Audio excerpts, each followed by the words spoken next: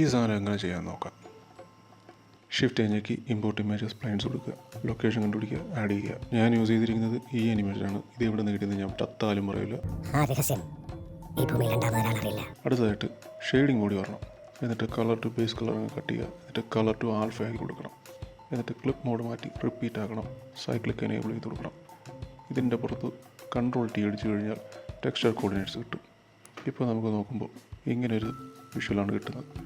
ഇത് പക്ഷേ ഇങ്ങനെയല്ല നമുക്ക് വേണ്ടത്. ഇൻവെർട്ടിനോട് ആഡ് ചെയ്ത് കൊടുക്കുക. പണി കഴിഞ്ഞിട്ടുണ്ട്. ഇനി അടുത്ത് ആഡ് ചെയ്യേണ്ടത് സീനിലൊരു ലൈറ്റ് ആഡ് ചെയ്യണം. പ്രത്യേകിച്ച് ഡയറക്ഷൻ ലൈറ്റ് ആഡ് ചെയ്യുക.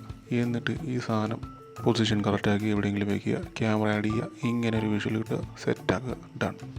ഇതൊക്കെ എന്ത്